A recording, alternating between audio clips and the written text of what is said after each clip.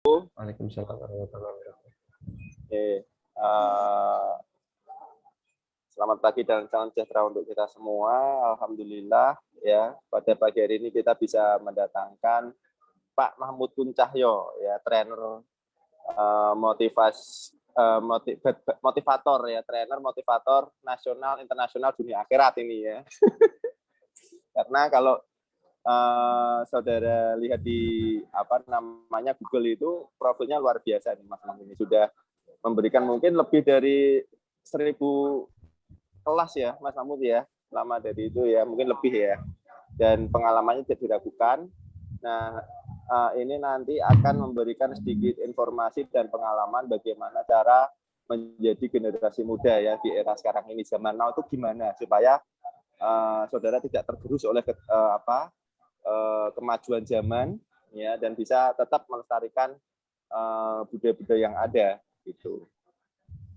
Oke, mungkin untuk profil nanti biar Mas Mahmud bisa menceritakan sendiri. Intinya kita di kelas ini sangat berterima kasih karena Mas Mahmud bisa hadir, dan insya Allah nanti sesi ini akan sangat bermanfaat ya bagi mahasiswa peserta modul Nusantara ini. Dan terima kasih pada Mbak Melisa yang sudah memfasilitasi menghubungkan antara kelas ini dengan Pak Mahmud Kuncahyo.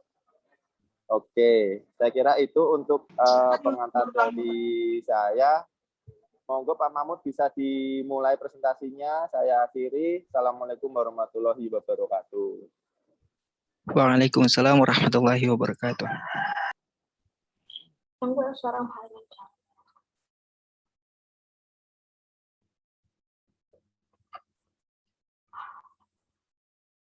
Ini moderator dulu bagaimana? Mbak Melisa enggak? Mbak Melisa jadi moderator, Mbak Melisa? Kalau di layarnya kan gitu ya. Jadi ada moderatornya. Ceritanya gitu, Pak. Ceritanya ada moderatornya. Saya tadi udah opening speech ya. Oh, gitu ya, Pak? Iya, openingnya gitu aja. Siap. 86, Pak. 86. Ya, mantap. Silakan Mbak Melisa dulu deh. Kan mentor, kalau dari di layarnya mentornya. Ya, asik. Oke, sebelumnya terima kasih Mas Mahmud, terima kasih Pak Arif juga. Mungkin aku buka dulu. Assalamualaikum warahmatullahi wabarakatuh. Waalaikumsalam warahmatullahi wabarakatuh. Oke, jadi hari ini teman-teman, agenda kita adalah kita kedatangan narasumber yang luar biasa ya. Ada Mas Mahmud Kuncahyo yang sudah menyempatkan hadir di tengah-tengah kita dan akan menyampaikan sebuah motivasi yang luar biasa juga. Nah, Mas Mahmud ini juga penulis buku ya, Mas. Salah satu bukunya adalah Kuliah Itu Tidak Penting. Nah, saya juga salah satu pembaca buku dari Mas Mahmud nih. Walaupun judulnya Kuliah Itu Tidak Penting, tapi ternyata isinya itu mencerminkan bahwa kuliah itu penting, dan tidak hanya kuliah ya, sebenarnya ada organisasi dan sebagainya. Nah, ini jadi Melisa juga jadi salah satu fans yang mengidolakan Mas Mahmud nih. Oke, mungkin untuk selanjutnya bisa dilanjutkan oleh Mas Mahmud untuk menyampaikan motivasinya. Untuk teman-teman mungkin bisa diperhatikan dengan baik ya.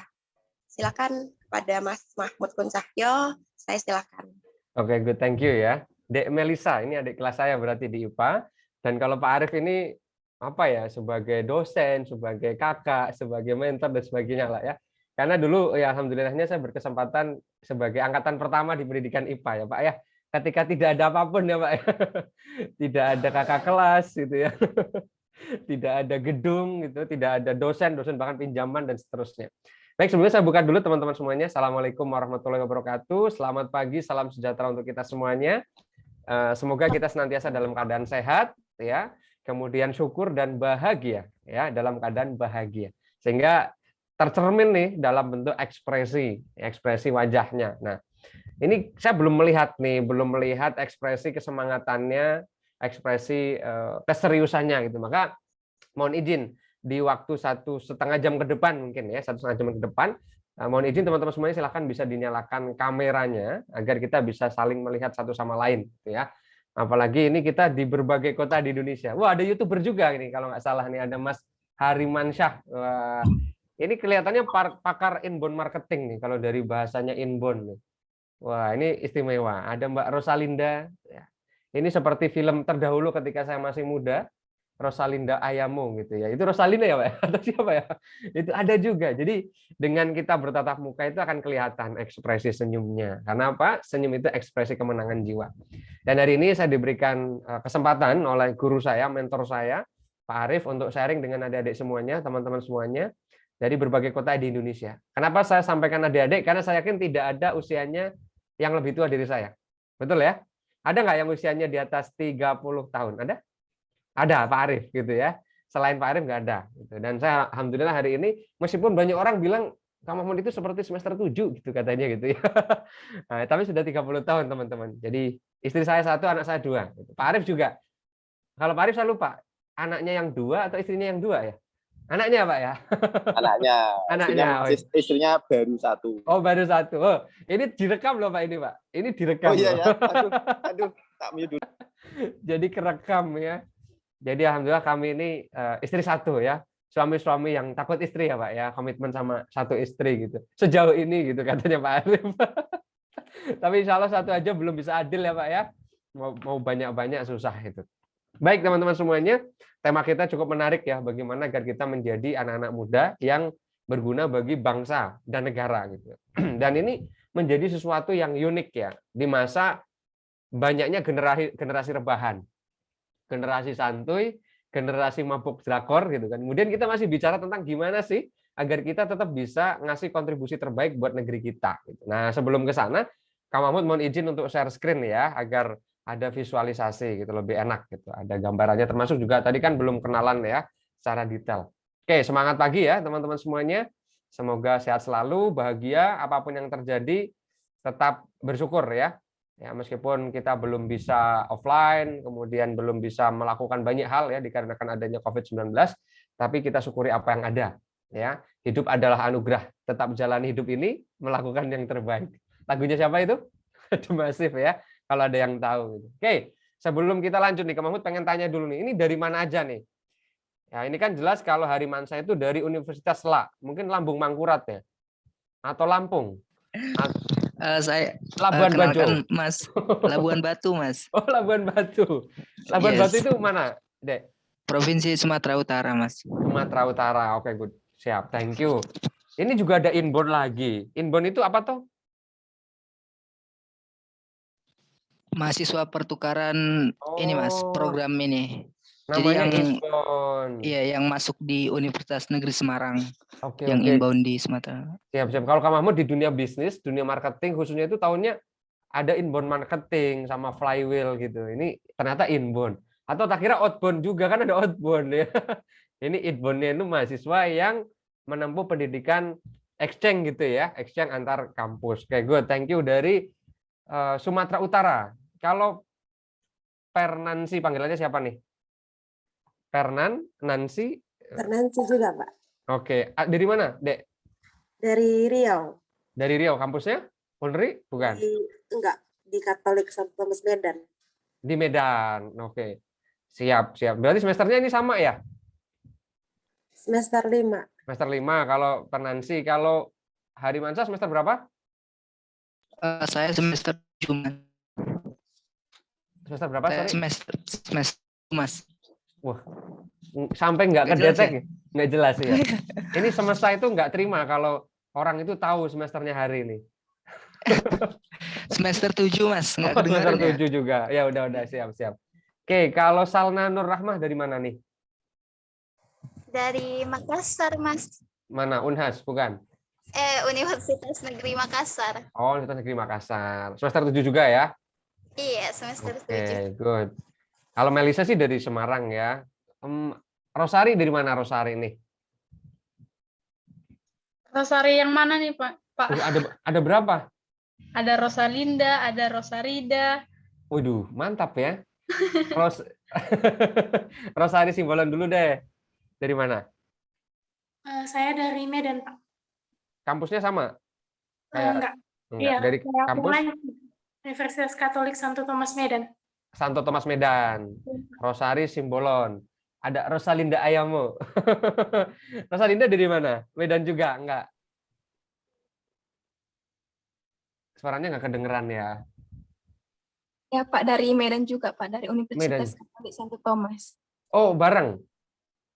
Sama Rosari satunya ya. Tadi ada satu lagi Rosa siapa? Rosarida Purba, Pak. Oh iya bener nih. Rosarida Purba. Dari mana? Medan juga? Kampusnya sama? Asalnya dari itu Pak, dari Sumatera Utara, tapi kuliahnya di Universitas Jambi, Pak. Oh, Universitas Jambi. Universitas Jambi itu kependekannya apa? Unja. Unja, ya siap. Kalau UNJ itu kan Jakarta ya. Iya, Pak. Kalau UNED Jember itu kan. Oh, Unja ya kalau Jambi. Good, thank you. Satu lagi nih yang udah nyala siapa lagi? Oh, Nurul dari mana nih? Tak tanya semua deh biar adil gitu kan. Nurul dari Universitas Lampung Pak. Universitas Lampung. Ya. Oke. Yusnita dari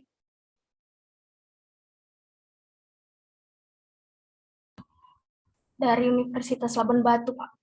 Oh, sama kayak Hari tadi ya. Hari. Oke, good. Esvina. Dari mana Esvina? Dari Universitas Katolik, Pak. Medan, bukan? Atau mana?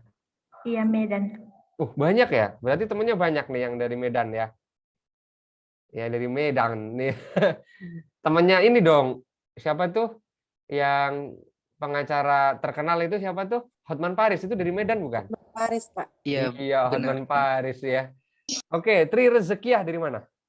Hotman Paris Pak. Dari Universitas Labuan Batu juga, Pak. Oke, sama ya udah 3. Yunias dari mana? Yunias Ari Susanto. Dari Lampung. Mas. Universitas Lampung. Iya, benar. Ini jadi nyala semua, di absen semua ya jadinya ya. Santai-santai, itu tidak akan berpengaruh terhadap nilai teman-teman ya. Jadi jangan sampai belajar karena nilai ya. Fiona dari mana Fiona? Dari Medan juga, Pak. Medan juga sama kampusnya ya. Sama, Pak. Oke, terus udah nih yang nyala. Tiba-tiba yang lain hilang, nggak apa-apa ya, nanti bertahap aja. Oke, good. Baik teman-teman semuanya, kita akan mulai sharing kita. Ini kenalan dulu ya, karena katanya tak kenal maka tak sayang ya. Jadi memang Kak Mahmud itu sejak kuliah dulu fokusnya di dunia training. Jadi meskipun dulu prodinya pendidikan IPA, S1-nya, kemudian S2 manajemen pendidikan, tapi berkarirnya itu ngikutin passion, ya, passion to profession. Yang alhamdulillah sudah saya jadikan buku juga teman-teman.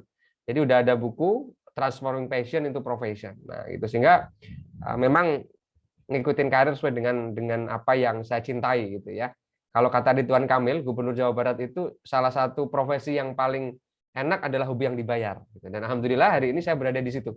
Di sebuah pekerjaan yang saya mencintainya dan saya menikmati betul pekerjaan yang saya ambil hari ini. Dulu saya tidak lepas dari dunia aktivis teman-teman. Jadi memang ketika di kampus saya sampai punya prinsip jangan sampai organisasi mengganggu kuliah.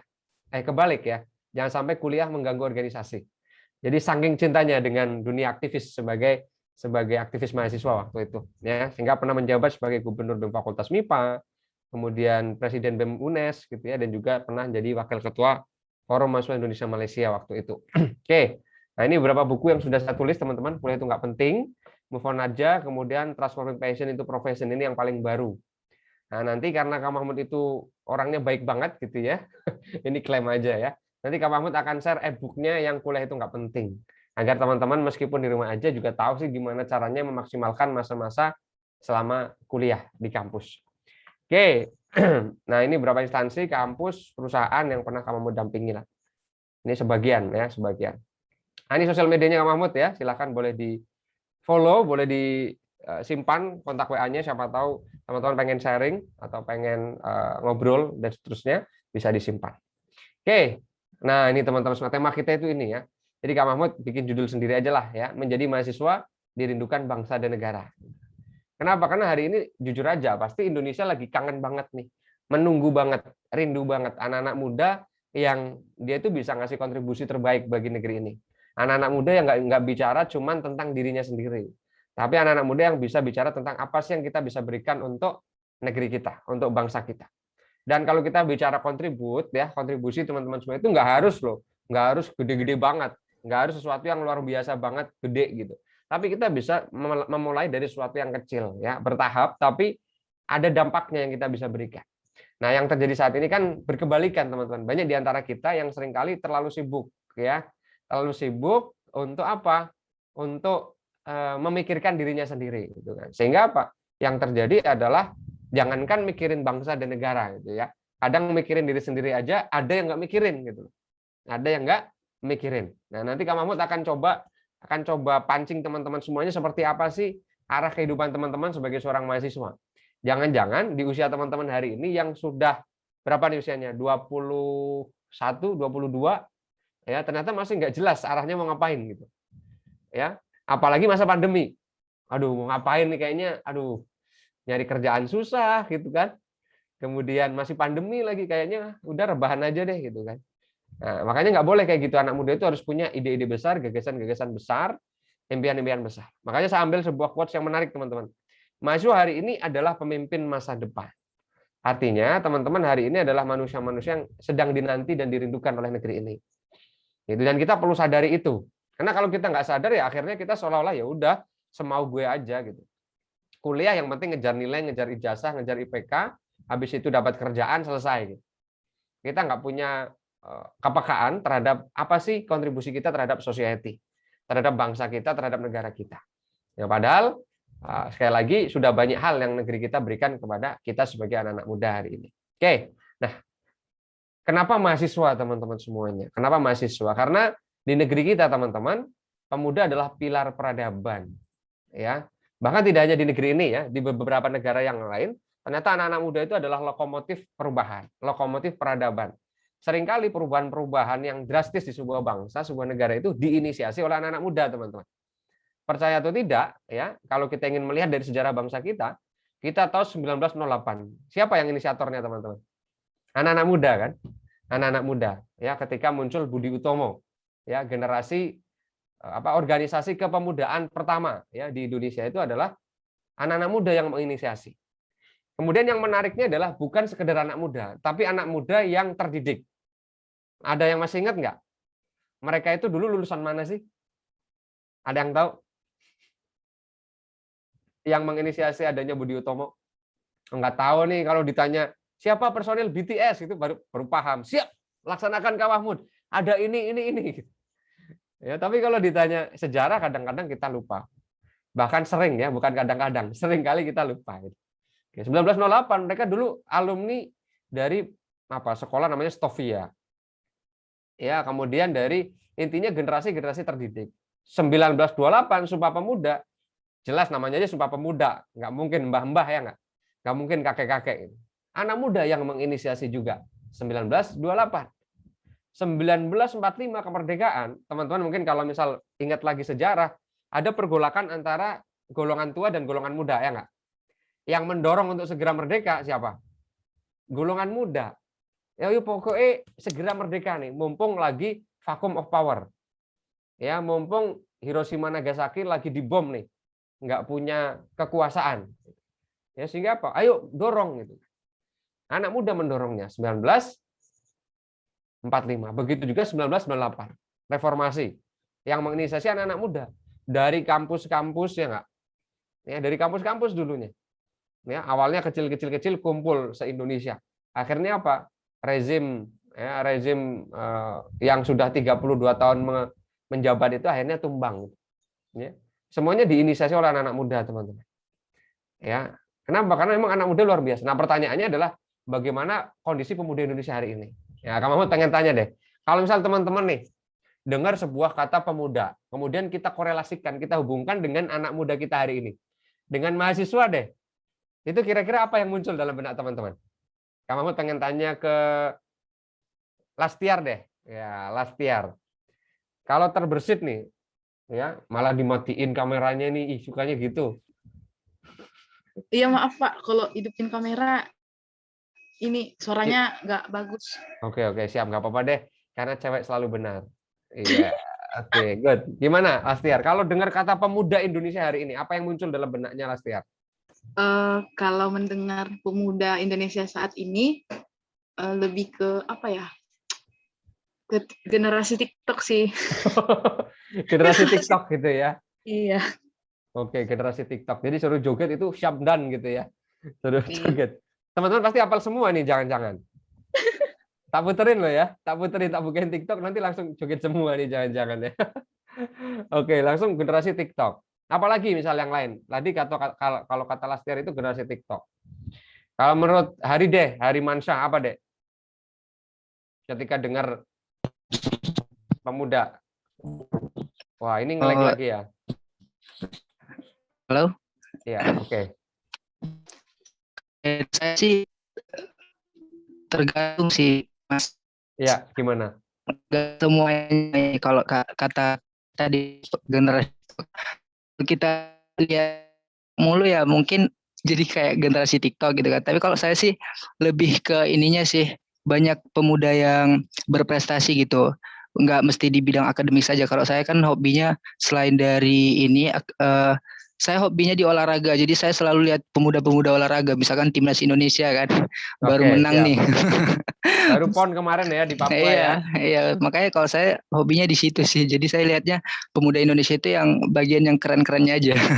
Oke, siap. Kalau dominasinya deh, dari sekian juta anak muda Indonesia.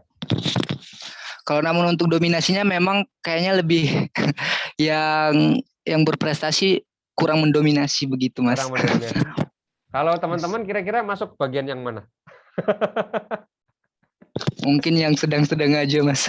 Ini cari aman ini, yang sedang-sedang aja. Oke. Kalau menurut Fernansi, apa dek? Kalau dengar kata pemuda atau mahasiswa Indonesia hari ini deh. Insecure harus good looking. Harus good looking gitu ya? Harus Iya, good Pak. looking. Biar apa? Biar sukses itu harus good looking gitu. Kalau saya baca beberapa inspirasi dari orang-orang yang lebih kayak tertekan dengan insecure-nya, ya Oke. harus good looking gitu. Oh, jadi banyak anak-anak muda hari ini yang terlalu fokus mikirin tentang dia insecure itu bukan karena prestasinya, karyanya, tapi karena tampilan fisiknya gitu ya. Sehingga berlomba-lomba pengen tampil cantik, tampil ganteng, kelihatan kaya gitu ya. Oke, Ya, karena oke. kan kayak zaman sekarang tuh kan lebih kayak ngetrennya ke zaman-zaman kayak Korea-Koreaan gitu kan, harus good looking, yang harus mukanya harus glow, harus yang fashion-nya yang harus kayak ya Kekinian gitu ya, harus branded gitu ya. gitu. Oke, Jadi siap, anak siap. muda tuh lebih banyak kayak gitu sih, Pak. Kalau Fernansi gitu juga enggak? Enggak, kayaknya kalau Enggak, dari ini enggak ya. Kalau enggak. kalau ya pasti ini udah bedaknya itu kalau di sini itu 1 senti. Thank you ya Fernansi ya. Iya, kita bisa melihat dari dua sudut pandang ya, teman-teman adik-adik semuanya. Kalau kita ingin bicara tentang anak muda. Satu sisi betul. Memang sih kita melihat ada banyak hal yang kok gini gitu terhadap anak muda gitu. Karakternya menurun ya, kemudian tadi mungkin generasi TikTok, generasi rebahan lah dan seterusnya. Termasuk yang lagi ngehits kan di masa pandemi ini ketika kampus offline di USU ya, teman-teman baca berita nggak? Di USU ya, salah satu fakultas itu malah jadi tempat untuk pesta narkoba rame-rame dan itu 30 sekian mahasiswa ya. Ngeri ya. Dan itu baru satu fakultas katanya. Ada potensi semua fakultas. Dan itu baru satu universitas. Nah, gimana dengan universitas lainnya? Itu pun salah satu potret ya, meskipun kita nggak bisa generalisasi, tapi bisa jadi itu terjadi gitu. Di tengah anak muda hari ini lagi nggak tahu mau ngapain, kebanyakan waktu luang, akhirnya rebahan, nggak jelas ya. Akhirnya ya tadi, karena yang namanya waktu itu hanya dua ya potensinya. Kalau dia tidak bersama dengan hal positif, pasti dia akan bersama hal negatif. Waktu itu begitu.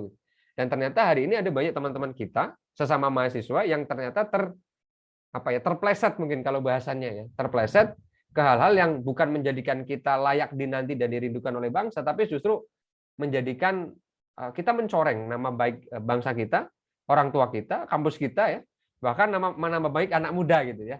Yang selama ini anak muda itu sebagai inisiator peradaban ya, keren gitu. Sekarang anak muda kok kayaknya letoy gitu, cowok-cowok juga ikutannya juga TikTok doang gitu bisanya. Tapi kalau seluruh diskusi kosong gitu. Nah, tapi memang di sisi lain kita juga nggak bisa pungkiri, sebagaimana disampaikan Hari tadi, ada kok banyak anak-anak muda yang prestatif. Yes. Dan hari ini kita duduk bareng itu agar kita punya kesadaran kita jadi bagian dari yang sedikit itu nggak apa-apa gitu.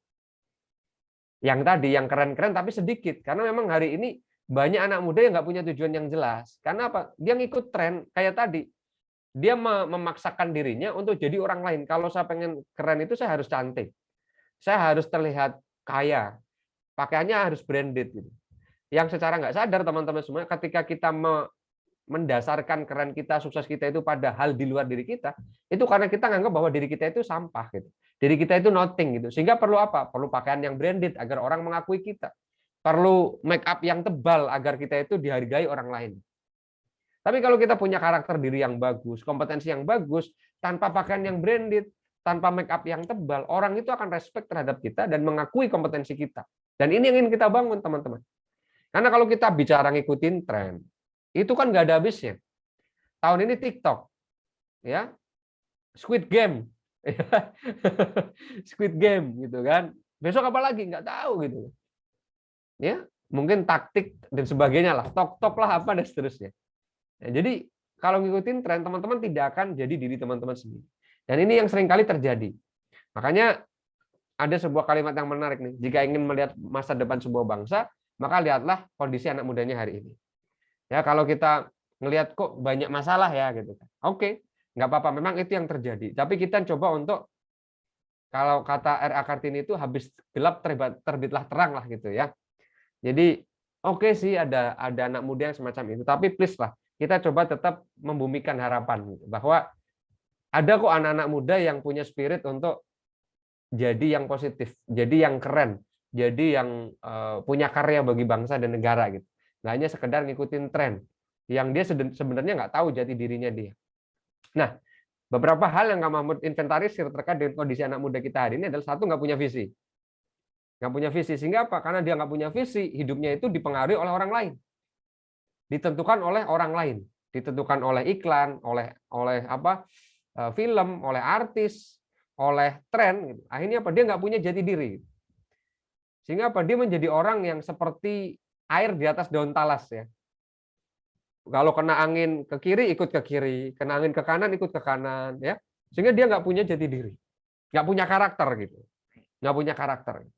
Ini ya, termasuk juga dia ketika ditanya nanti mau ngapain habis lulus, mungkin bingung. Nanti kita akan coba bahas lebih detail ya teman-teman semua.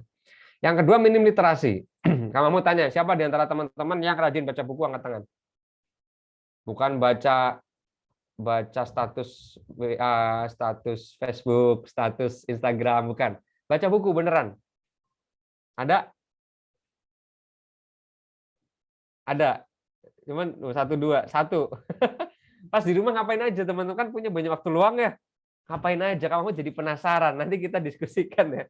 Ngapain aja sih ya teman-teman ketika di rumah aja, banyak waktu luang, nggak sibuk, ngapain ya kira-kira? Wah ini. Ya jangan sampai teman-teman membusuk selama di rumah aja ya. Pastikan teman-teman bertumbuh. Oke, kemudian pragmatis dan apatis. Jadi nggak mau ikut campur terhadap masalah-masalah sosial, terhadap lingkungan, itu nggak peduli gitu. Apatis mereka. Ya, apatis. Tapi yang menarik nih ya, di tengah kondisi yang semacam itu ternyata karakter milenial itu adalah karakter generasi yang punya kepekaan sosial itu paling tinggi daripada generasi-generasi yang lain. Dan ini perlu diasah.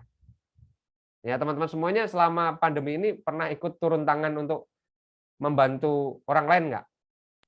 Misal penggalangan dana, atau mungkin membagi sembako, atau mungkin apapun lah yang kita care untuk orang lain. Ya. Atau jangan-jangan, wah hidup gue aja susah, ngapain ngurusin orang lain gitu ya. Nah ini mindset anak muda yang nggak keren tuh kayak gitu tuh. Jadi mikirnya hidupnya hidup sendiri gitu. Seolah-olah di dunia ini dia hidup sendiri doang. Yang nanti ketika mati kubur sendiri kan gitu kan akhirnya. Nah ini jangan sampai. Ya.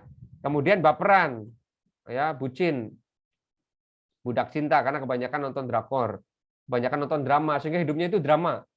Diingetin sama orang tuanya, "Nak, belajar dong," gitu kan, baper. Papa tuh jahat, papa tuh nggak ngerti aku.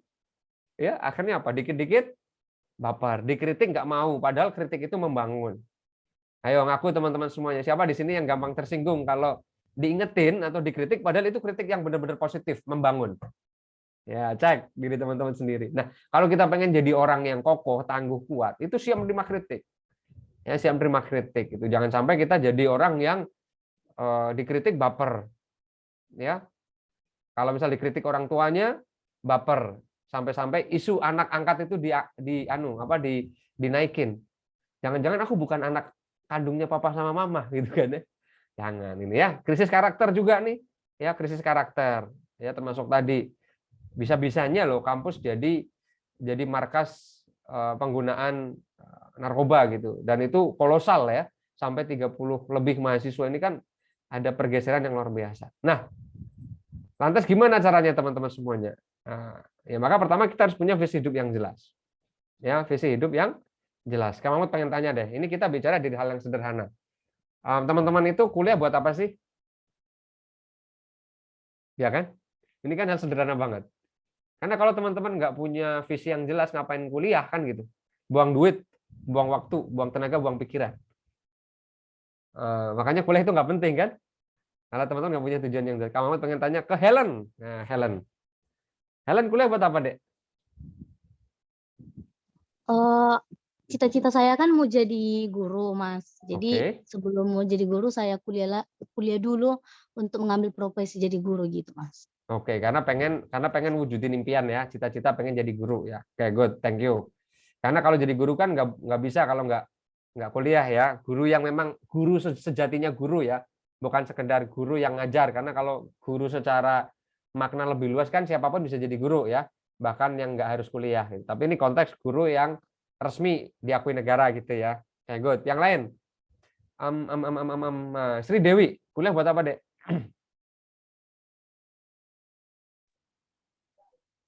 Sri Dewi senyum doang ini. Gitu tuh kalau ditanya bicara tentang visi itu tiba-tiba pada nunduk semua gitu kan. Jadi kalau bicara TikTok gitu kan, siap. Yuk kita ngobrol yang lebih dewasa ya, karena teman-teman kan anak muda yang sudah dewasa. Arah hidup teman-teman itu teman-teman sendiri yang ngelola ya. Gimana, Dek Sri Dewi? Kuliah buat apa sih? Kuliah menurut saya Pak buat orangnya di mana, suaranya di mana ini? Enggak, Pak. Soalnya kalau dari laptop nggak kerekam ini suaranya. Oke, siap, nggak apa-apa. Sekali lagi, cewek selalu benar. Oke, good. Kuliah buat ini buat dapat ini ilmu pengalaman. Soalnya kan kalau nggak kuliah juga kan menurut saya kalau apa kan belum tentu dapat pengalaman misalnya seperti KPL, KKN seperti itu gitu, Pak. Oke, biar dapat ilmu ya, nyari ilmu ya. Iya, Pak. Oke, good, thank you ya, Sri Dewi. Satu lagi deh. Ini menarik nih kalau saya sebut Rosa itu nanti 3 yang bilang gitu ya. Oke deh, ya Rosaria Purba deh, Rosaria Purba. Oke, apa Pak. deh? Jadi kalau saya termotivasi dari ayah saya juga ya, Pak. Kalau kata ayah saya, orang sukses itu memang nggak harus kuliah, tapi kalau kita kuliah kita punya satu langkah lebih maju dibandingkan orang yang nggak kuliah. Jadi kita udah punya jalan atau jembatan kita untuk mencapai kesuksesan gitu, Pak. Oke, good, thank you. Istimewa ya. Jadi petuah dari sang ayah gitu ya. Bahwa dengan kuliah kita punya kesempatan yang lebih. Gitu. Nah, pertanyaannya gini teman-teman. Data BPS, Kak Mahmud itu punya data BPS mengatakan bahwa pengangguran terbuka ya, pengangguran terbuka tingkat intelektual yang itu tingkat perguruan tinggi kok semakin banyak ya. Artinya yang mereka yang udah kuliah, anggaplah kuliah sampai 4 tahun ya lulus, itu lulus dia jadi pengangguran intelektual. Itu kira-kira kenapa ya? Oke, Salna Nur Rahmah. Kira-kira kenapa, Dek? Kalau saya, Pak, mungkin karena ini orang tidak punya skill atau bakat kan, itu tempat kerja tidak hanya bilang pengetahuan dia lihat, tetapi yang utama itu sebenarnya skill kita, Pak, bakat kita begitu ya. Apa kelebihan kita dibandingkan dengan peserta-peserta yang lain. Kalau semisal peserta-peserta yang lain, ya sama-sama memang kuliah, oke, rata. Tapi kalau kita punya kelebihan tersendiri, punya skill, pasti kita akan yang lebih dipilih dibandingkan teman-teman yang hanya kuliah saja, tetapi tidak mempunyai bakat. Kalau saya seperti itu. Oke, good, thank you. Yes. Jadi bisa jadi karena mereka nggak punya skill. Kuliahnya cuma fokus ngejar ijazah, IPK, gelar. Sejak awal dulu Kak Mahmud kuliah itu, Kak Mahmud menyampaikan begini. IPK, ijazah, kemudian gelar, itu pasti teman-teman dapetin kalau lulus. Mahasiswa seantero negeri ini akan ngedapetin IPK, ijazah, gelar. Nah, ketika semua mahasiswa itu punya itu, kira-kira istimewa nggak? Kan jadi nggak istimewa kan? Maka apa sih yang menjadikan kita istimewa? Ketika semua mahasiswa ijazah punya, gelar punya, IPK juga punya, gitu. Apa yang bedain kita? Nah, salah satunya adalah soft skill tadi. Dan soft skill ini hanya akan muncul ketika teman-teman punya visi yang jelas, kuliah mau ngapain. Nah, pertanyaan berikutnya, habis lulus mau ngapain? Ini kan tadi masih kuliah. Habis lulus mau ngapain? Udah punya gambaran belum? Rosalinda. Nah, habis lulus mau ngapain, Dek? Kan udah semester 7 ya tadi ya. Nah, habis lulus mau ngapain? Suaranya? Oke. Gimana, Dek? Masih semester 5, Pak. Oh, semester 5 ya. Berarti berapa tahun lagi? Masih 5 semester lagi ya? Enggak, Pak. Enggak. Oke, habis lulus mau ngapain kira-kira? Udah ada gambaran belum? Ini udah separuh lebih perjalanan lah. Anggaplah nanti targetnya lulus 4 tahun gitu ya. Apa? Mau ngapain habis lulus? Ini kan saya sedang menjalani perkuliahan di pendidikan guru. Nah, saya misalnya untuk nanti ke depannya saya bisa menjadi seorang guru yang profesional supaya saya nanti bisa membuat anak murid saya lebih maju, lebih kreatif lagi untuk ke depannya, untuk bangsa dan negara ini, Pak.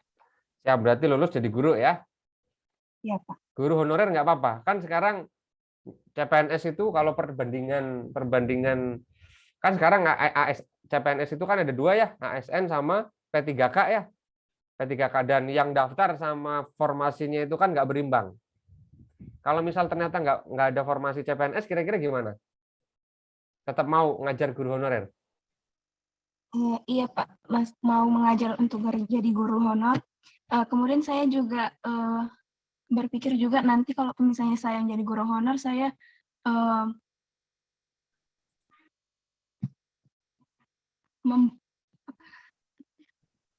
ada bisnis juga, Pak. Jadi jangan cuma untuk jadi guru honor gitu. Jadi ada juga bisnis sampingan begitu. Ya. Jadi jadi gurunya itu buat ngabdi gitu ya, menyalurkan ilmunya, kemudian untuk menopang finansialnya bisnis gitu ya. Oke. Baik, thank you ya. Nah, ini penting. Kenapa Kak Mahmud sampaikan visi ini penting? Baik visi kuliah, visi karir, maupun bahkan visi kita sebagai seorang manusia. Karena kalau kita nggak punya visi, itu kayak orang yang nggak punya tujuan. Kalau orang nggak punya tujuan, dia mau pergi-pergi, kira-kira nyampainya mana, teman-teman? Nah, ini orang nggak punya tujuan nih, ditanya sama orang lain, mau pergi kemana? Kira-kira jawabnya apa? Nggak jelas kan? Sama kayak mahasiswa kuliah, tapi ditanya, kuliah buat apa sih? Ya kuliah aja lah gitu. Ya pasti kualitas kuliahnya dia nggak akan maksimal. Karena apa? Oh, kuliah aja gitu. Beda dengan seorang yang ketika dia kuliah itu punya goal yang jelas, visinya jelas. Saya kuliah kenapa? Karena saya pengen jadi dosen. Sehingga apa? Habis lulus apa? Saya akan lanjut S2. Dan karena saya pengen lanjut S2 ke luar negeri pakai beasiswa LPDP, maka ketika dia kuliah S1 dia akan ngapain? Dia akan belajar bahasa Inggris, ya nggak? Karena TOEFL-nya butuh 550, 600, ya kan? Itulah pentingnya visi, teman-teman. Sama ketika teman-teman hidup. Ya, teman-teman hidup itu pengen jadi manusia yang kayak apa sih? Manusia yang hidup untuk diri sendiri atau untuk orang lain?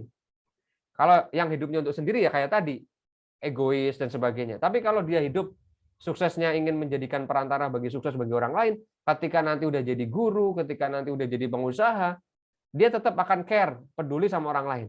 Bahkan dia akan bikin sesuatu yang bisa bermanfaat bagi banyak orang, kan gitu. Nah, disinilah pentingnya visi. Ya, karena apa? Karena ini menjadi destiny, teman-teman. Your why atau your orientation is your destiny. Visi teman-teman itu menentukan takdirnya teman-teman. Ya, jadi kalau teman-teman hari ini hidup ngalir aja kayak air gitu katanya. Kadang kita lupa air itu mengalirnya ke 2 tempat kan. Ada yang mengalir ke samudera, ke pantai yang bagus gitu ya, indah. Banyak orang yang rela jauh-jauh datang ke pantai buat main di pantai karena bersih, bagus, indah. Tapi juga ada air yang ngalirnya kemana, teman-teman? Ke selokan, ke jamban, yang bau kotor. Yang orang nggak akan mau main di sana. Bahkan dibayar sekalipun kadang nggak mau. Nah, hari ini air kehidupan teman-teman itu mau diarahkan kemana? Dan bukan lagi orang tua kita yang mengarahkan, tapi diri kita sendiri sebagai seorang anak muda yang sudah menjadi manusia dewasa. Yaitu habis lulus mau ngapain, mau bekerja di mana, berkarir sebagai apa, ingin membangun kehidupan yang seperti apa. Itu adalah diri kita sendiri yang mendesain. Uang membangun rumah saja, itu kan butuh arsitek ya nggak? Untuk mendesain blueprint-nya. Nah, bagaimana dengan kita yang ingin membangun kehidupan kita, yang kita berdoa semoga diberikan umur panjang tapi bermanfaat kan gitu ya. Mungkin 40 tahun, 50 tahun, 60 tahun, bahkan ada orang yang hidup 100 tahun. Bayangkan hidup yang puluhan tahun itu kalau kita nggak punya visi yang jelas, kira-kira akan menjadi kehidupan yang seperti apa? Apakah rebahan toh gitu ya? Apakah nggak jelas itu? Nah, makanya kita perlu untuk punya visi yang jelas. Sebagaimana generasi muda terdahulu visinya jelas. Dia tidak hanya bicara tentang dirinya, tapi bicara tentang bangsanya. Ketika Soekarno muda, saya pengen tanya teman-teman, banyak nggak anak-anak muda di zamannya Soekarno? Pada saat Soekarno masih muda, banyak nggak? Banyak. Tapi anak muda yang punya visi untuk memerdekakan Indonesia itu nggak banyak. Karena di zaman itu juga banyak anak muda yang memilih untuk menjadi babu ya, atau menjadi budaknya penjajah, itu juga banyak. Tapi Soekarno muda, Habibie muda, kemudian para tokoh-tokoh bangsa lah, itu memilih untuk dia punya visi tidak hanya tentang dirinya, tapi visi untuk bangsanya juga. Nah, kalau kita punya visi lebih besar untuk ke orang lain, ke bangsa kita, otomatis kita akan nge-push diri kita. Jadi pribadi yang up kan gitu. Yang lebih keren. Oh, kan saya pengen kontribusi bagi bangsa ini, maka saya belajarnya harus lebih. Karya saya harus banyak kan gitu. Karena saya pengen ngasih sumbangsih gitu. Ke apa? Ke negeri ini. Entah dengan ilmu kita, dengan tenaga kita, dengan karya kita, apapun itu. Ya, tapi kalau anak muda yang nggak punya visi lebih besar, visi tentang society ya, ke orang lain, visi tentang kebangsaan, dia akan hidupnya gini, udahlah bro, hidup itu nikmatin aja, nggak usah aneh-aneh, santai aja gitu. Jadi dia seolah-olah apa ya, kayak nggak mendesain hidupnya, gitu. Dan itu yang seringkali terjadi. Dan kalau hari ini kita nggak punya tujuan yang jelas, kita apa? Kita akan sampai di tempat yang tidak kita inginkan, atau bahkan kita tidak akan sampai kemanapun. Ya, maka jangan salahkan jika suatu saat kok teman kita habis lulus itu kok dia langsung punya karir yang jelas, punya roadmap karir yang jelas. Kenapa? Karena dia punya desain. Sementara kadang kita nggak punya gitu, seolah-olah ya yang penting sekarang fokus ngerjain tugas, habis itu banyak waktu luang rebahan gitu. Sehingga apa? Habis lulus kita baru kaget, wih ternyata karir itu harus disiapin ya. Gitu. Jadi itulah bedanya orang yang punya visi dengan yang enggak gitu. Kalau hari ini kita memang sayang sama hidup kita, sayang sama masa depan kita harus punya visi yang jelas. Kita hidup untuk apa, kuliah untuk apa, ingin berkarir sebagai apa. Dan ingin membangun kehidupan kita di masa yang akan datang itu kehidupan yang seperti apa. Dan itu by design. Sejak kapan? Sejak sekarang. Sejak sekarang.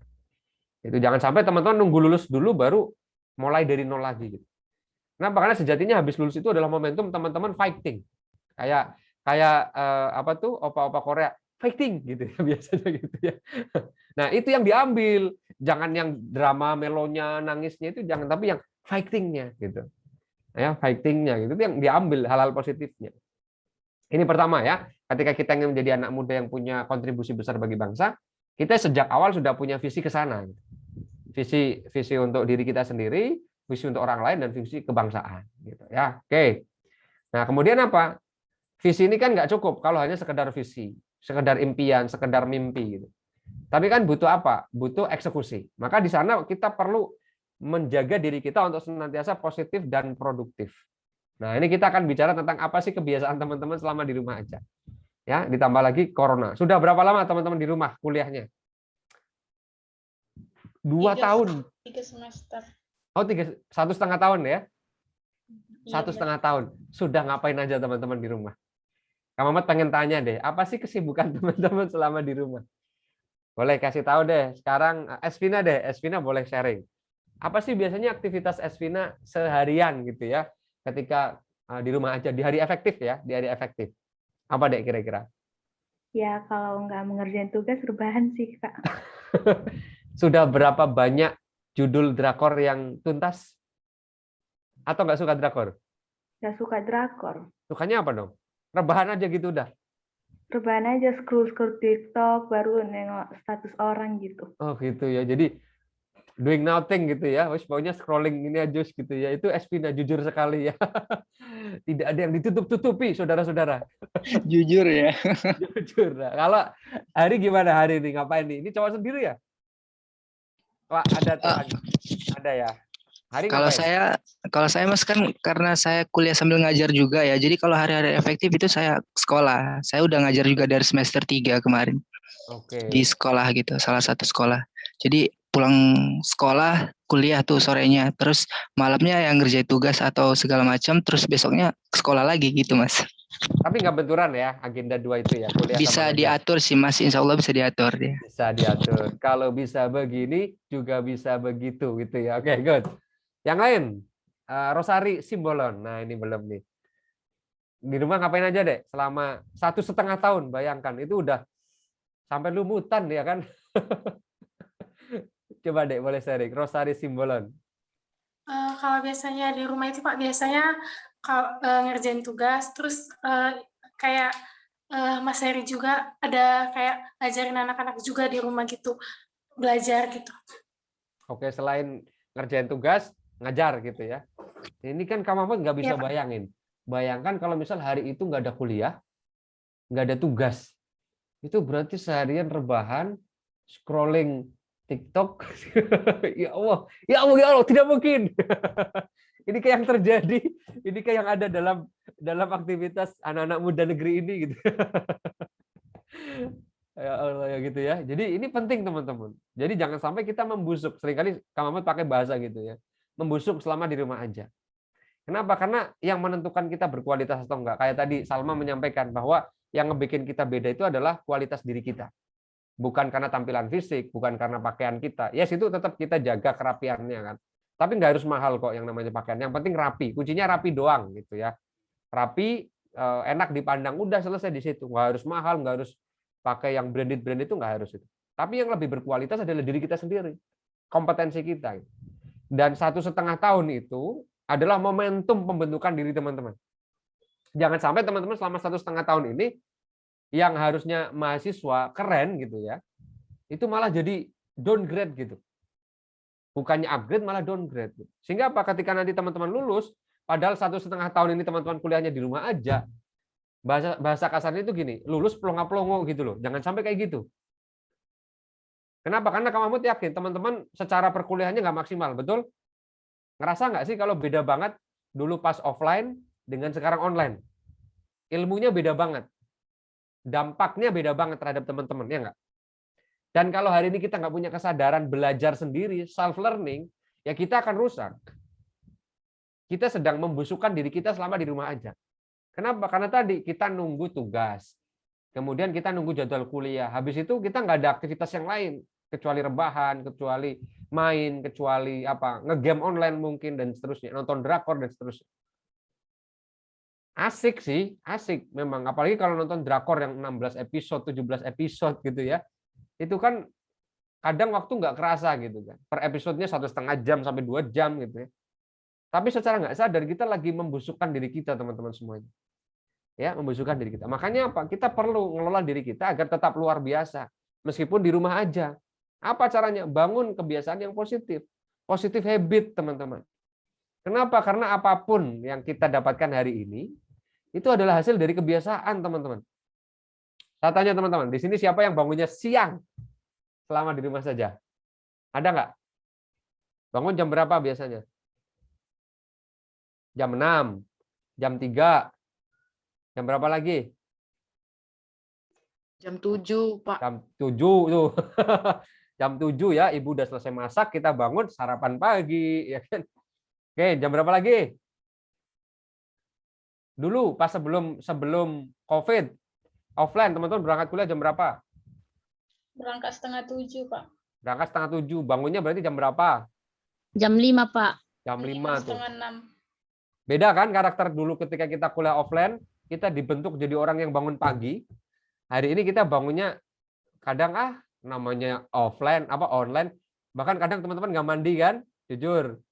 Ya cuman bersihin rambut gitu doang, kelihatan pakai make up, udah sininya masih pakai daster bahkan mungkin ya. Nggak mandi. Jadi apa? Ada karakter yang hilang, teman-teman. Dan Kak Mahmud sadar betul, dulu ketika Kak Mahmud itu trainingnya offline, itu kan udah ke jadwal nih. Dari kota mana, kota mana, kota mana. Itu udah, jadi tingkat kesibukannya udah tinggi. Tiba-tiba, offline nggak ada, pindah online. Jadi kantornya di rumah. Kang Mahmud sadar ini kalau Kang Mahmud nggak mengelola diri Kang Mahmud akan rusak habitnya. Yang tadinya udah produktif jadi berantakan nantinya. Akhirnya apa? Kang Mahmud langsung salah satu kamarnya Kang Mahmud di rumah itu, kasur dikeluarin semua, ditaruh di kamar yang lain, tak setting jadi kantor. Jadi Kang Mahmud bikin kebiasaan itu tak bawa ke rumah, teman-teman. Kang Mahmud tidak mengizinkan untuk ya udah berarti rebahan aja lah nunggu COVID hilang, itu enggak. Jadi Kang Mahmud coba bikin kebiasaan baru meskipun di rumah. Ya, jadi Kang Mahmud yang tadi kamar itu disetting jadi kantor, kemudian Kang Mahmud itu punya jadwal jam 8 sampai jam 4 itu ngantor. Meskipun di rumah. Dan Kang Mahmud itu pakai pakaian kemeja gitu. Agar apa? Agar feel ngantornya itu kerasa gitu. Jadi nggak kemudian kalau di kantor itu kemudian pakai kaos aja gitu atau mungkin nggak mandi, itu tetap mandi gitu.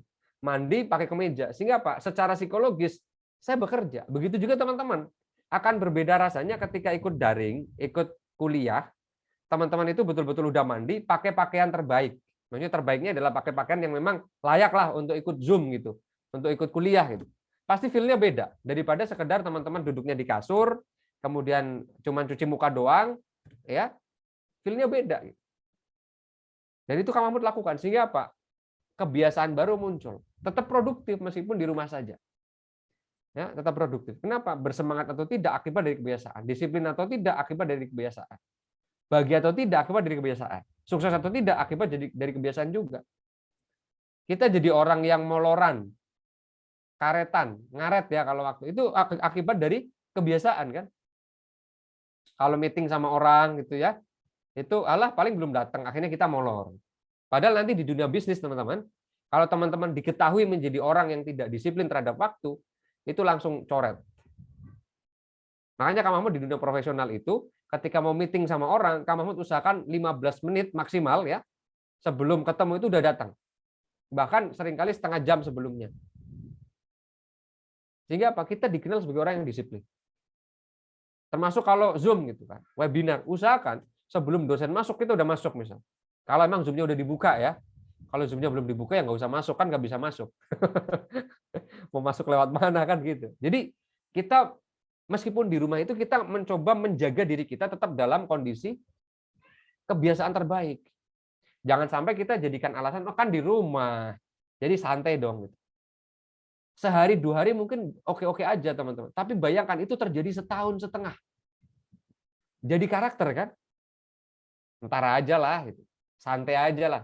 Jadi karakter. Gitu. Maka hati-hati dengan apa yang teman-teman lakukan selama di rumah aja. Apa yang berulang kali kita lakukan, ya, yang kita pikirkan dan lakukan, itu akhirnya membentuk kebiasaan kita.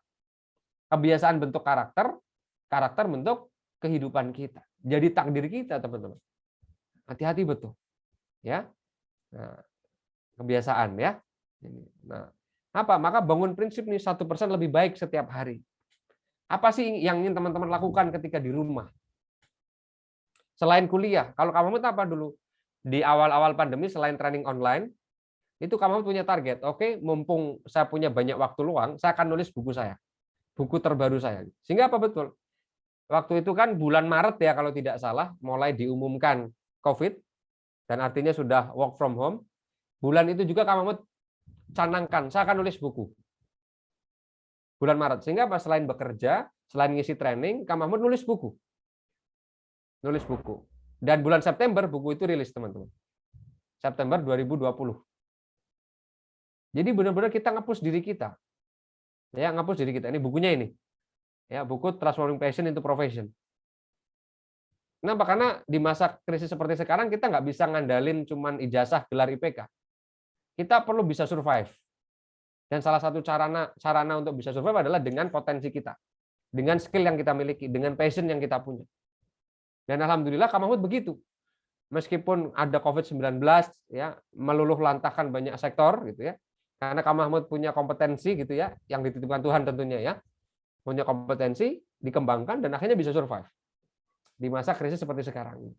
Transforming passion into profession. Jadi Maret, April, Mei, Juni, Juli, Agustus, September. 7 bulan.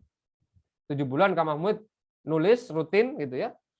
Alhamdulillah hadirlah sebuah buku ini. Nah sama teman-teman, apa sih kira-kira di masa-masa masih di rumah saja, dengan banyaknya waktu luang, agar waktu itu tidak melenakan kita, apa sih yang ingin kita lakukan? Entah itu mau nulis boleh, atau mau mengembangkan karir di bidang yang teman-teman sukai boleh, misal tentang, oh saya pengen jadi konten kreator, silahkan. Saya pengen memperdalam kemampuan saya di bidang memasak, silahkan. Kemudian apapun yang sesuai dengan potensi teman-teman. Sehingga apa? Ketika nanti krisis ini usai, teman-teman itu lulus ujian COVID gitu. Ya, lulus ujian COVID itu salah satunya Pak, kompetensi kita naik. Sehingga apa? Kita tidak menjadi bagian dari anak-anak muda yang membusuk selama di rumah saja. Tapi menjadi bagian dari anak-anak muda yang justru semakin produktif selama di rumah. Itu makanya ini penting. Nah, ditambah lagi apa teman-teman semuanya ini, the world is changing. Dunia itu selalu berubah. Ya, berubah. Sebelum adanya COVID, kita kenal ada namanya revolusi industri 4.0. Di mana akan ada banyak pekerjaan yang muncul dan akan ada banyak pekerjaan yang hilang, ya enggak?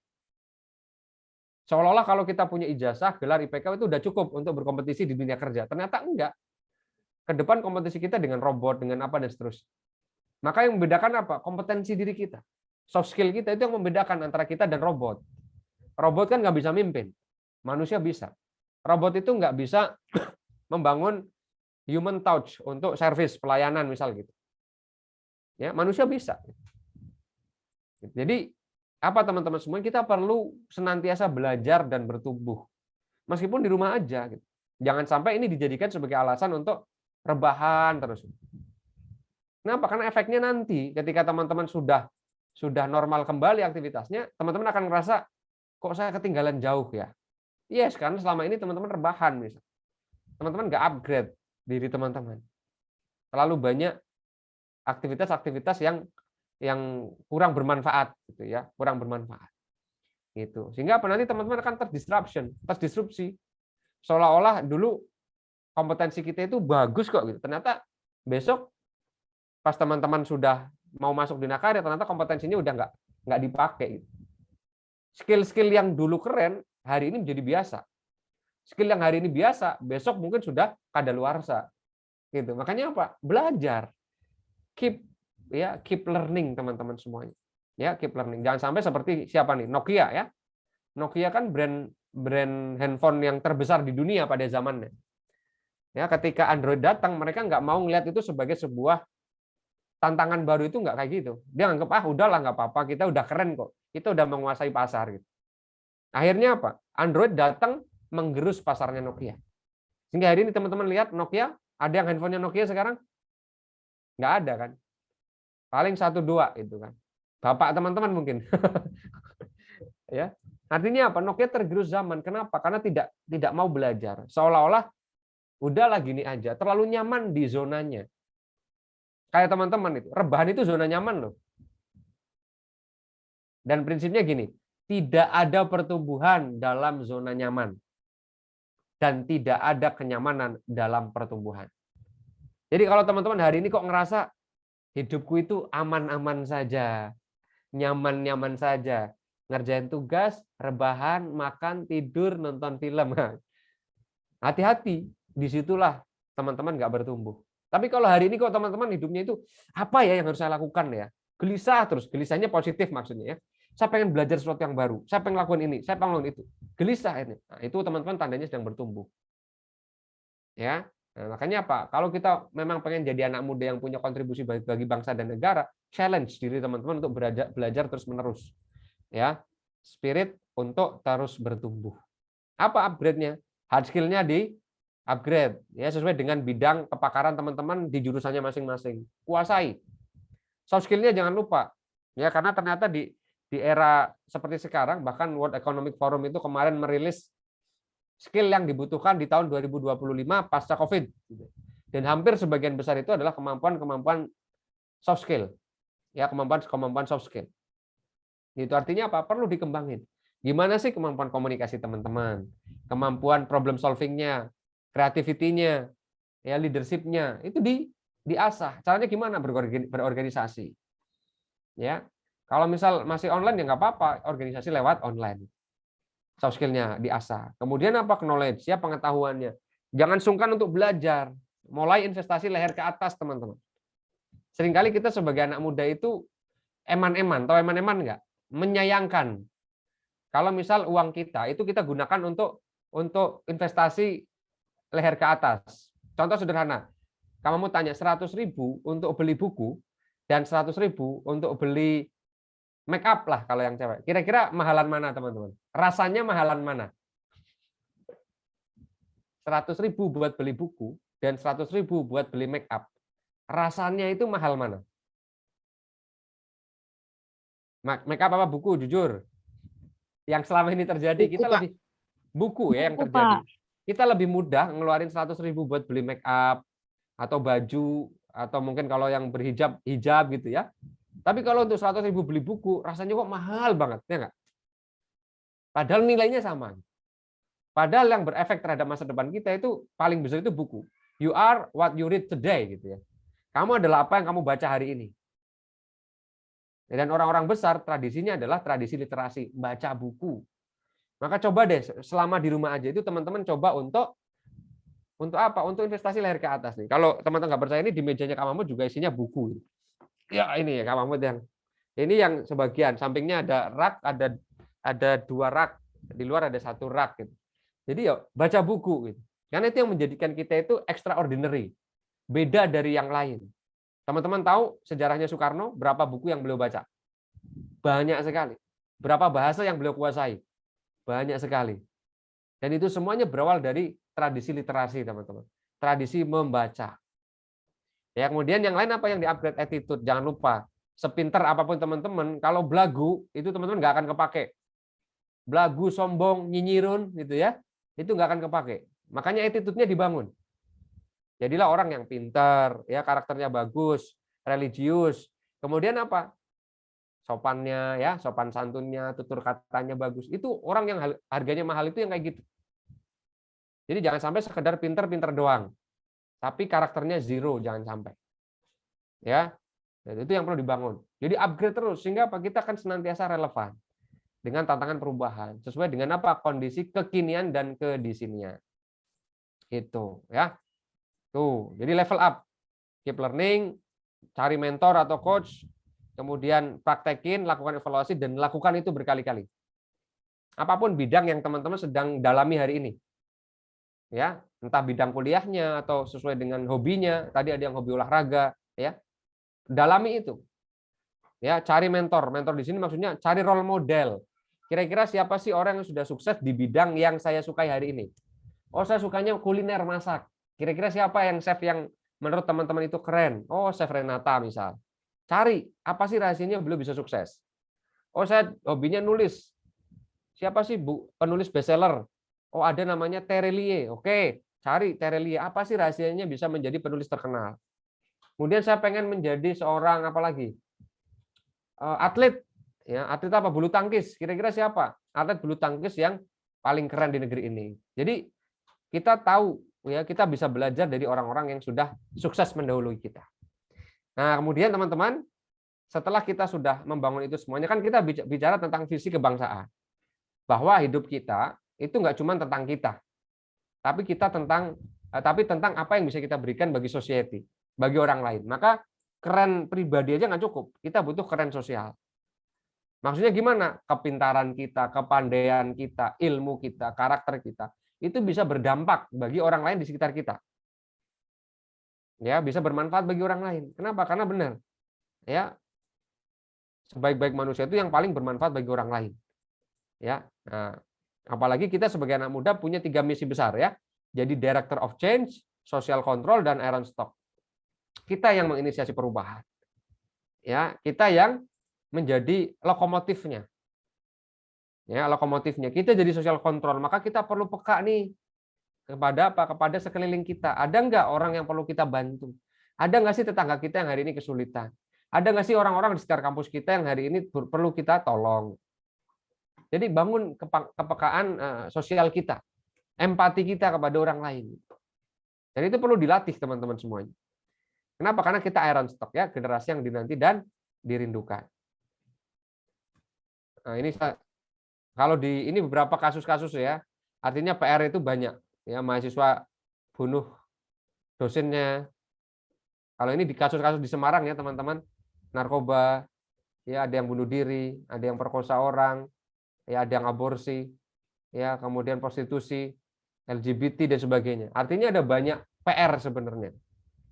Ada banyak PR yang perlu teman-teman lakukan sebagai seorang anak muda, bahwa ternyata di luar sana itu ada banyak masalah ya, dari segi karakter, ya dari segi kompetensi dan sebagainya. Dan siapa sih yang perlu untuk berkontribusi ke sana? Ya kita sebagai anak-anak muda.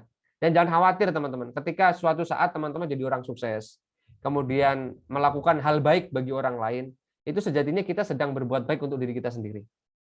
Jadi jangan pernah berpikir kalau misal nih kita punya rezeki nih, punya uang, kemudian kita ngebantu orang lain, ngasih nasi bungkus atau ngasih sembako gitu.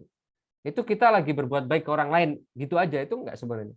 Tapi secara nggak langsung, ketika kita sedang berbuat baik ke orang lain, kita sedang berbuat baik untuk diri kita sendiri. Kenapa? Karena kebaikan itu akan kembali pada yang membagikan kebaikan. Gitu. Maka jadilah anak-anak muda, manusia-manusia yang seperti itu, yang hidup tidak hanya untuk dirinya sendiri, tapi hidup untuk menghidupkan, sukses mensukseskan. Sehingga apa? Ketika suatu saat kita hilang, kita meninggal dari muka bumi ini, ada yang kita tinggalkan. Yang itu dirindukan, dinantikan, ya, kemudian bahkan diteladani, ya, oleh siapa? Oleh orang lain, generasi setelah kita. Inilah teman-teman spirit yang perlu kita bangun ketika kita ingin menjadi seorang anak muda yang mampu memberikan kontribusi bagi bangsa dan negara. Ya, saya kira itu ya teman-teman semuanya dari Kak Mahmud. Sedikit pemantik ya. Kalau misalnya ada sesi tanya jawab silahkan. Nanti bisa diskusi atau pengen curhat gitu ya Kak Mahmud, kayaknya selama ini ketika 1,5 tahun ini saya nggak ngapa-ngapain, ini gimana dong gitu. Nah nanti silahkan ya dipandu sama Melisa. Demikian dulu dari Kak Mahmud. Kak Mahmud cukupkan. Assalamualaikum warahmatullahi wabarakatuh. Selamat siang. Saya kembalikan ke Melisa. Waalaikumsalam warahmatullahi wabarakatuh. Ya, terima kasih Mas Mahmud untuk motivasi yang luar biasa mengenai menjadi generasi yang bermanfaat ya bagi bangsa dan negara. Nah, mungkin aku buka pertanyaan kali ya untuk teman-teman yang ingin bertanya, mumpung ketemu sama Mas Mahmud nih, kapan lagi ya kan? Mungkin aku buka untuk satu termin 3 penanya dulu. Silakan teman-teman, mungkin ada yang ingin bertanya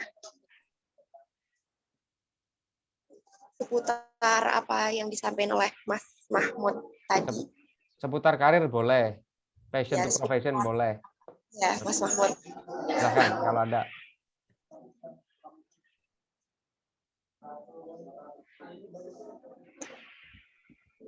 Ada? Boleh lewat chat, boleh secara langsung. Katanya anak muda yang dinanti dan dirindukan.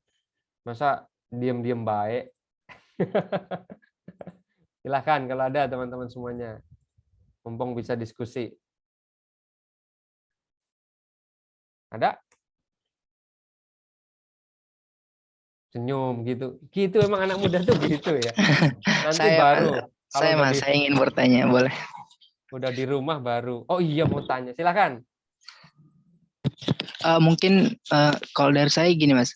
Ibaratnya kan kadang ada memang ada masanya kita itu lagi mager gitu, males banget buat ini ibaratnya buat bahkan mulai ngerjain tugas atau apapun itu, misalkan kayak gitu, mau buat inovasi atau apapun, ada saatnya kita lagi males banget. Jadi kira-kira untuk menumbuhkan niat kita tadi biar makin maju ke depannya itu kira-kira gimana ya Mas? Biar rasa malas itu bisa berkurang atau mungkin bisa dihilangkan gitu Mas. Terima kasih. Oke, siap. Thank you ya. Pertanyaannya menarik nih ya. Menarik. Gimana sih caranya agar pas kita lagi mager, ya pas kita lagi mager kita bisa ngelola motivasi kita. Jadi gini teman-teman semua, prinsipnya tuh gini, bahwa setiap kita itu memang pasti ada kalanya itu mager, itu pasti. Saya pun begitu. Jadi jangan sampai seolah-olah itu kalau orang udah keren, udah sukses itu nggak pernah mager. Itu pasti ada kalanya dia capek, letih, mager. Nah yang nggak bagus itu kan yang magernya terus menerus gitu kan. Akhirnya jadi tembok besar Cina kan, karena pager jadi tembok besar Cina gitu. Kenapa? Saking lamanya gitu. Mager boleh seperti pit stop ya kalau dalam balapan Formula 1 gitu. Kita istirahat sejenak, merenung, kita udah nyampe mana ya. Kemudian kayaknya butuh refreshing sejenak, itu boleh-boleh aja gitu.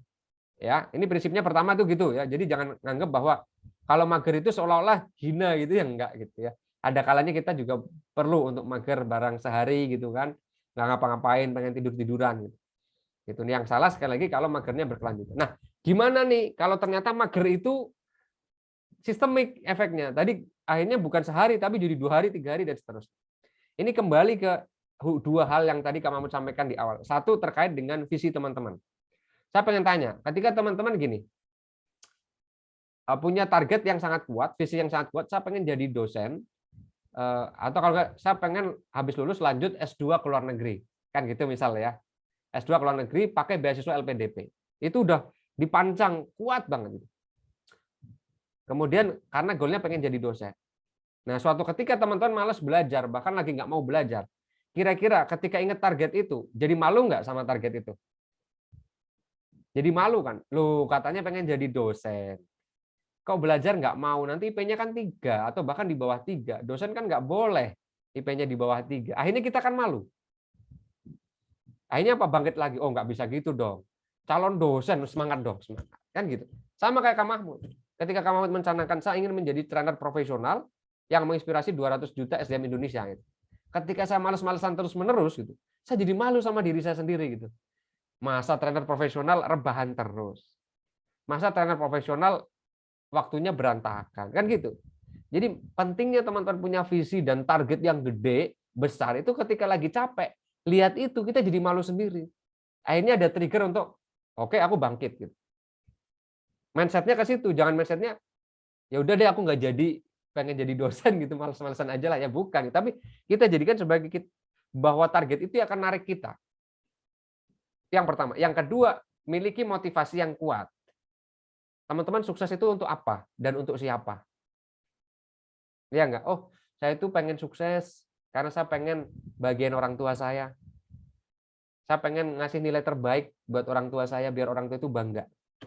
Kira-kira kalau ingat motivasi itu, lagi rebahan, malu nggak? Malu kan? Gitu. Makanya miliki motivasi yang kuat. Motivasi kan ada 3 hal. Satu, logical why.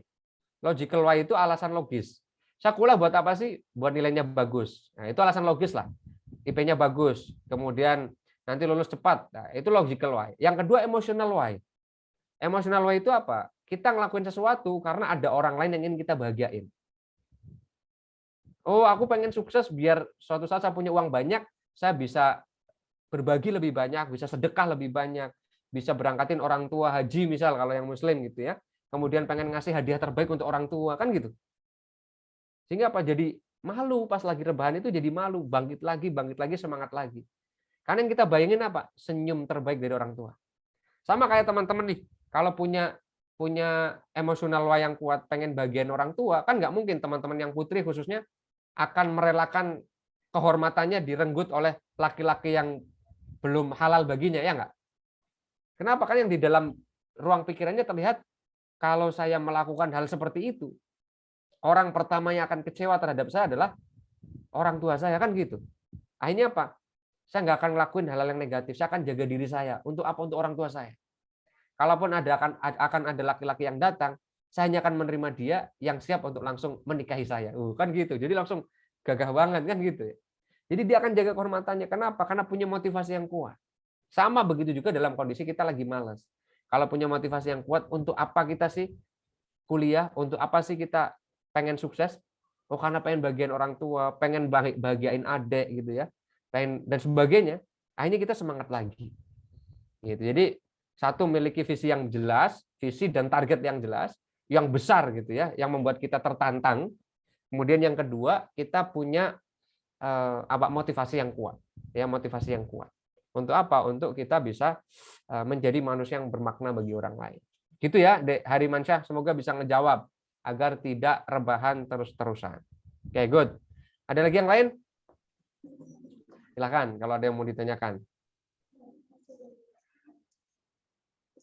Oke, silakan teman-teman yang lain yang ingin bertanya. Senyum-senyuman lagi, itu udah gitu karakter. Oke, silakan. Karnansi. Kasih Mas.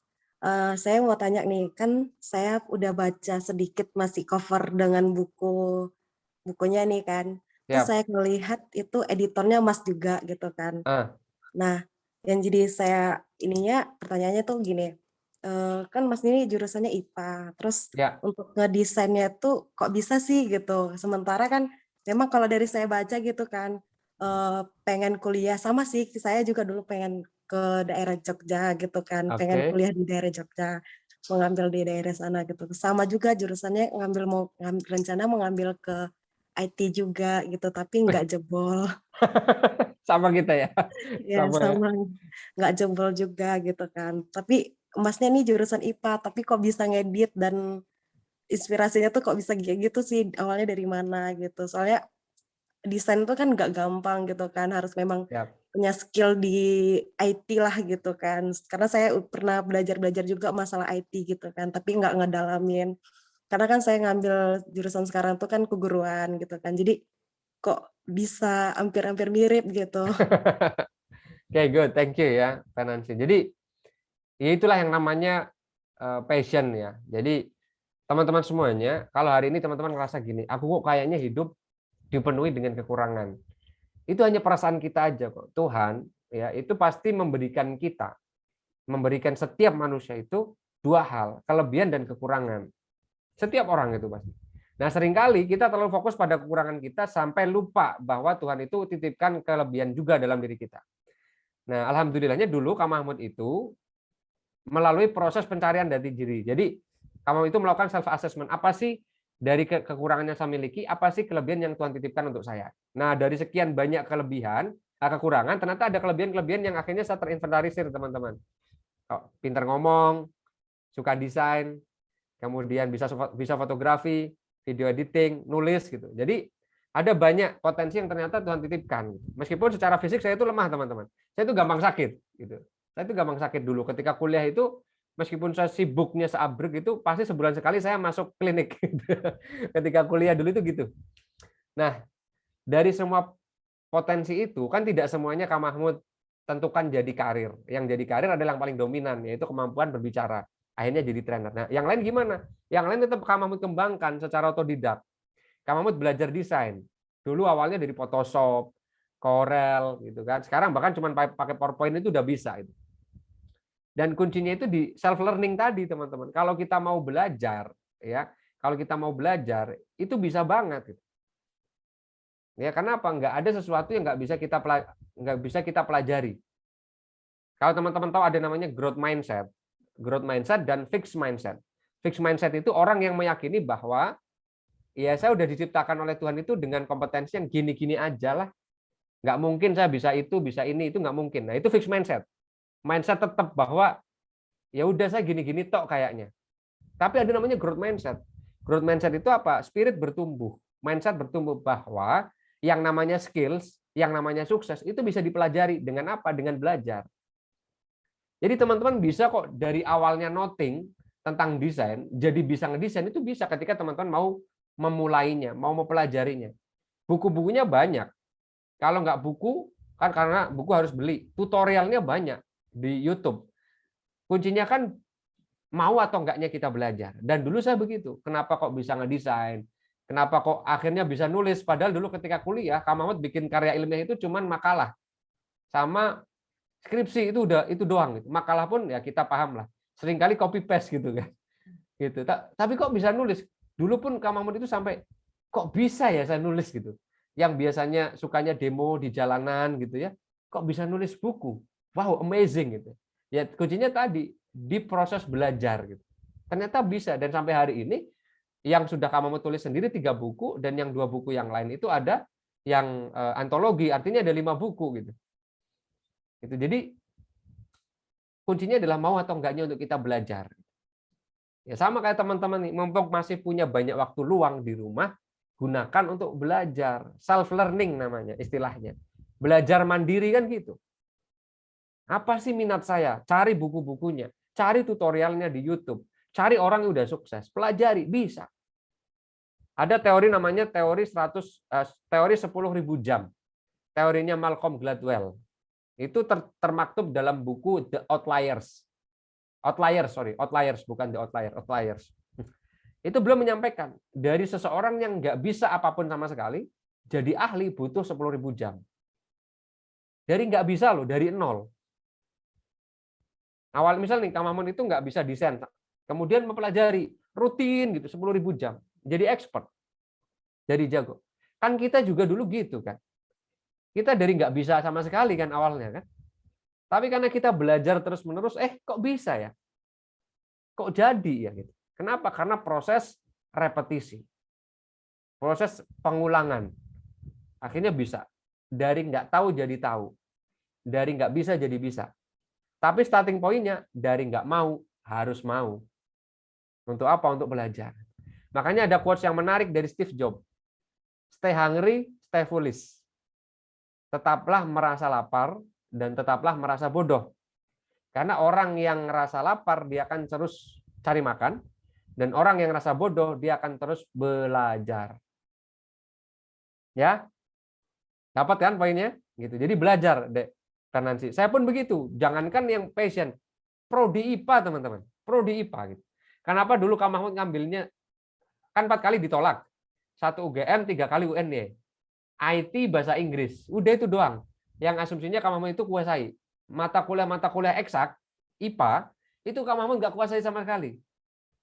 Makanya pas kuliah IPA di UNES, itu Kang Mahmud kimia dasar C, fisika dasar C, statistik C, kalkulus C, kemudian apa lagi? Pokoknya yang berbau hitung-hitung itu C semua. Dan nggak Kang Mahmud ulang sampai Kang Mahmud lulus. Nggak Kang Mahmud ulang. Masih banyak yang C, tapi IP-nya Kang Mahmud nggak pernah di bawah 3. Kang Mahmud lulus IP-nya 3,26 dengan nilai C yang seabrek. Caranya gimana?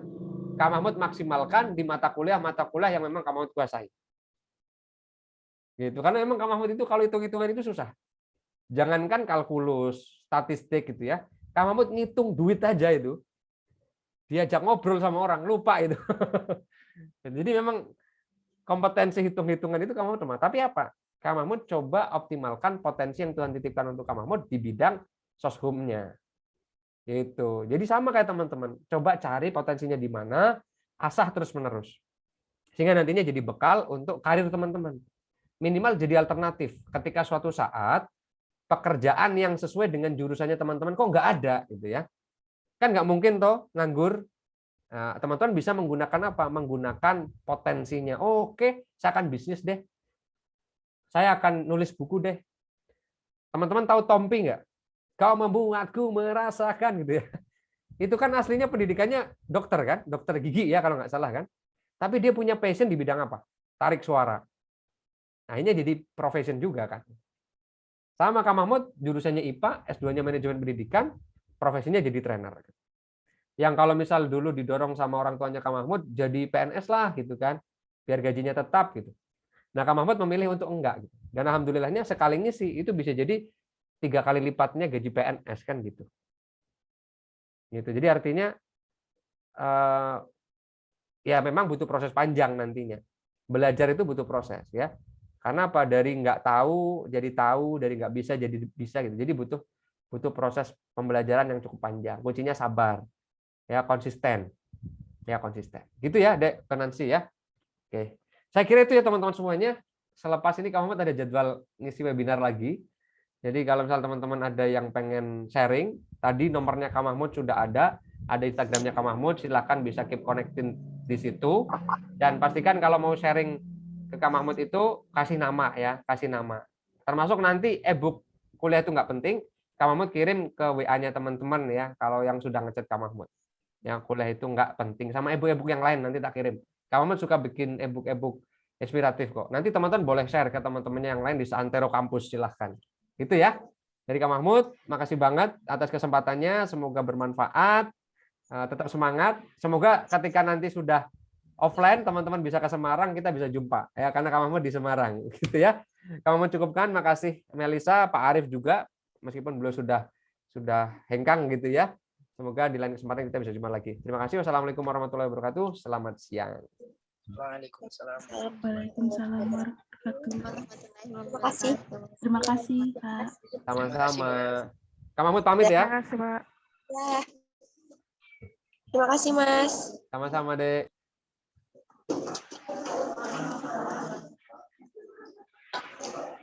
Oke. Itu tadi ya teman-teman, kita udah belajar banyak tentang motivasi ya khususnya dengan Mas Mahmud. Nah mungkin setelah ini sama ya. Jadi agendanya jangan lupa teman-teman untuk presensi di Spada, kemudian ngisi laporan mahasiswa juga, inspirasi juga, itu udah ada room-nya juga di Spada. Nah mungkin untuk agenda selanjutnya nanti diinfokan lewat WA aja gitu ya. Terima kasih teman-teman. Makasih Kak Mel.